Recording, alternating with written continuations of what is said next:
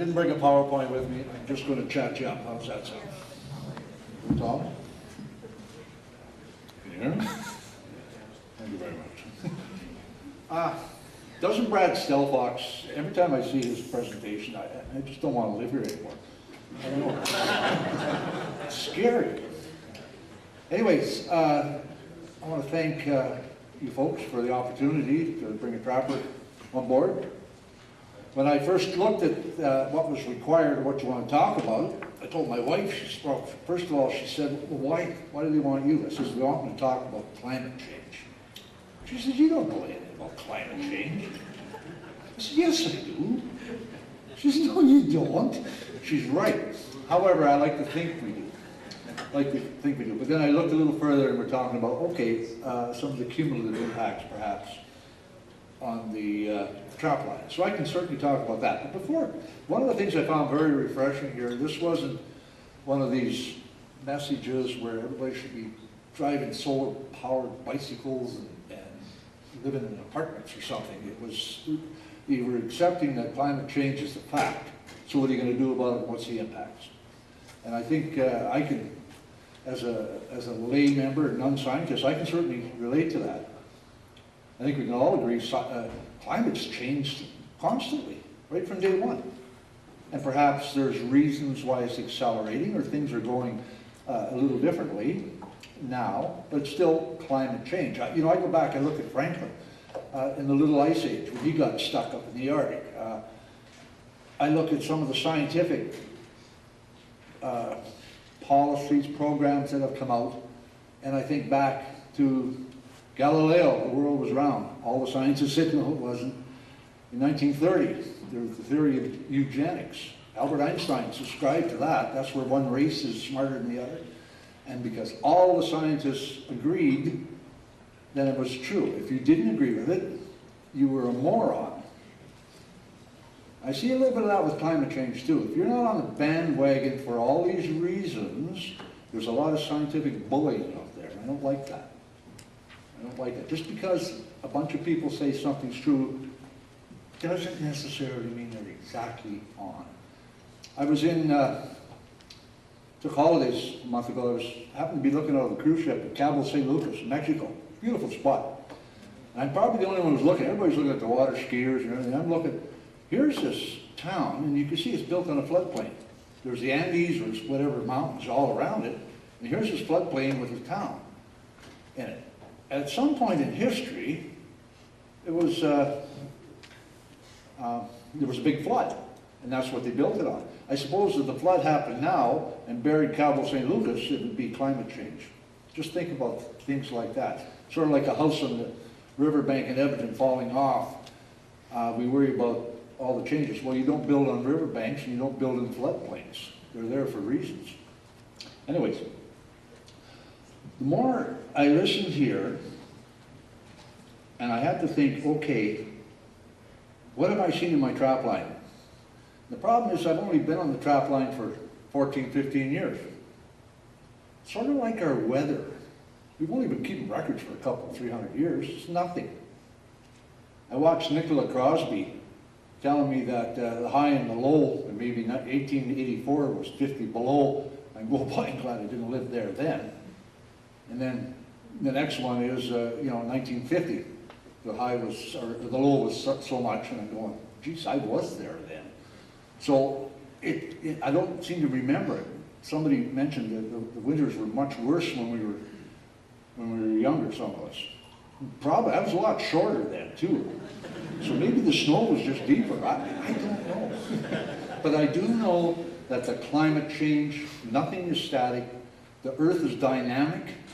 And all that's happening around us is continually evolving.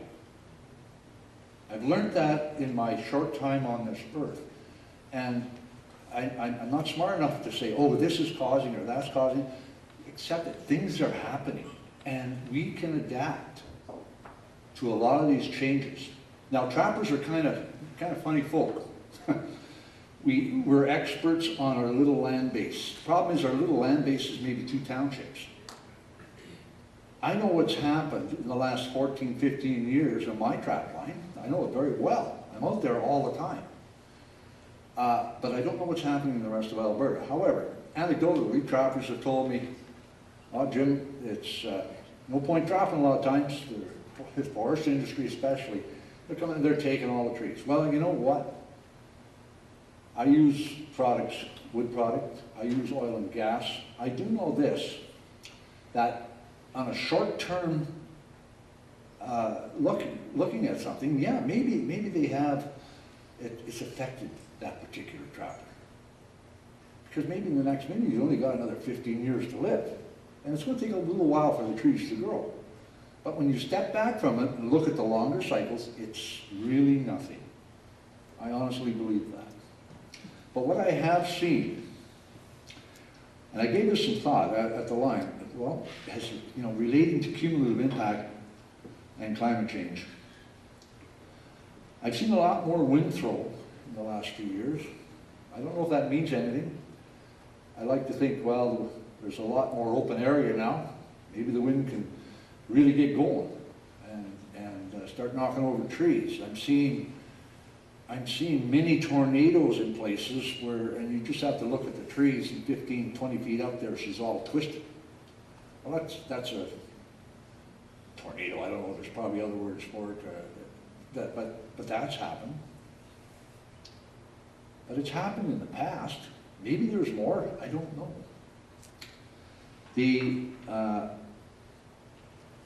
I notice the blocks are getting bigger. Good or bad, I'm not prepared to comment on it. Seems like a lot more area for wind to certainly have an effect. I've noticed invasive species. That was one of the questions that they asked. Yeah, some tansy. It's no big deal, maybe. And that came in on a reclamation project, fell off, it must be seeds, fell off a dump truck or something. Because there's tansies growing in the middle of the boreal, and that's not normal. And tansy is not a good thing. I noticed a lot more white-tailed deer. Kim Dawes presentation using Kim Dawes data, absolutely. A lot less moose.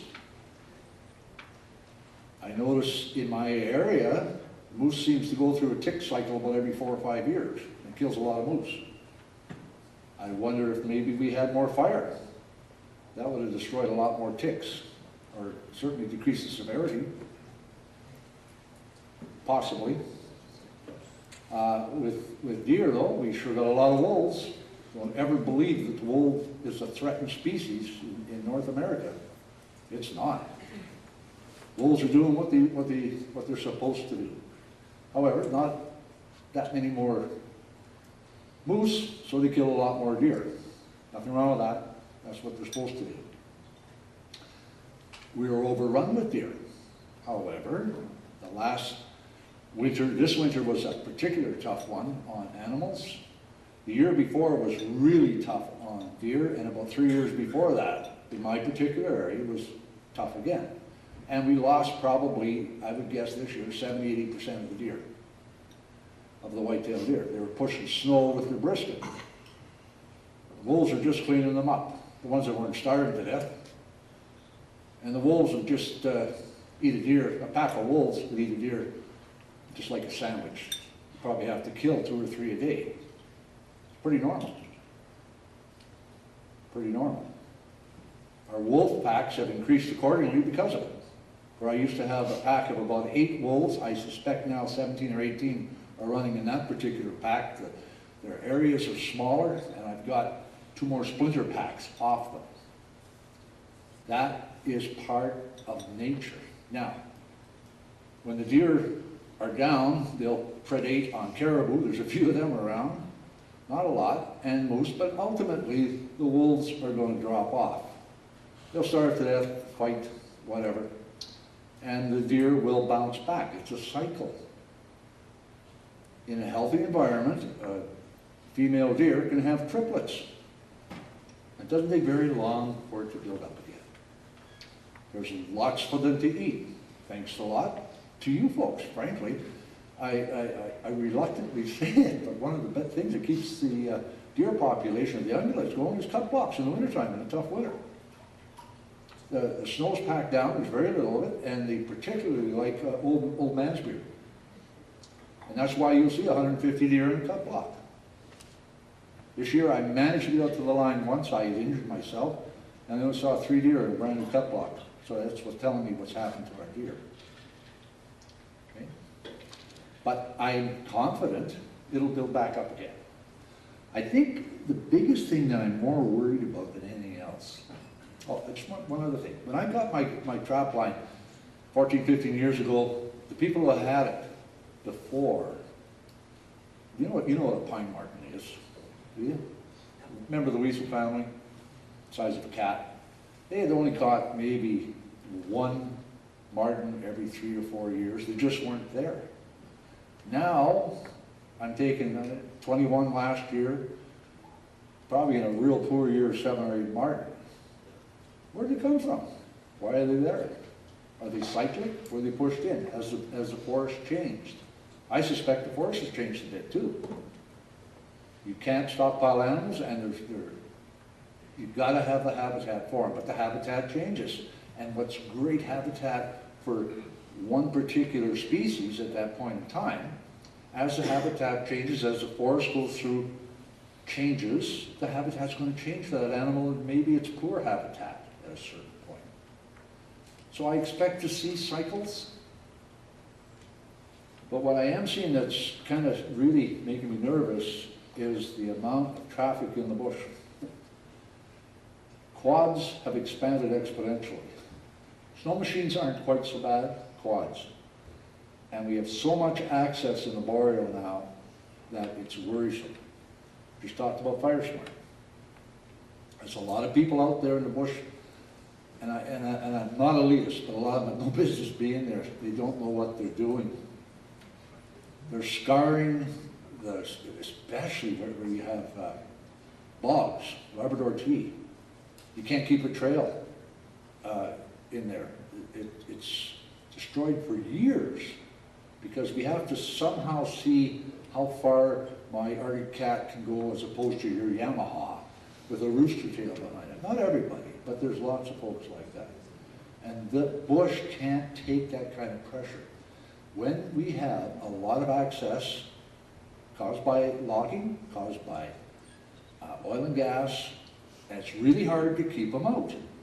You can burn it, you can put a gate around, they'll get around. And that, what I think is probably the most worrisome thing I'm seeing in the bush at this particular time, this stage. And I suspect if it continues, we're going to have to see some restrictions, certainly maybe seasonal restrictions, not going till the land freezes. But all in all, folks, it's not that bad out there. We got, from a fur bearer's perspective, we got lots of fur. Lots of fur. It's adapting well for the most part. Trappers are taking probably more fur now than they ever have. Years ago, when Brad Stelfox said everybody was related to trapping, they made the living from it. Most of the quarter sections in Alberta was probably bought from muskrats. However, the price of fur was so high then that you didn't need a lot of fur. And you had no way of getting it. Either you were hoofing or maybe dog teeth. Now we have access. So we use it. And we are managing our fur very well, but we're taking a tremendous amount of fur too. Nothing that I see detrimental to the populations. It's well regulated, well controlled. But anyways, that's the trapper's take on climate change and cumulative impact in the boreal. Thank you. Questions?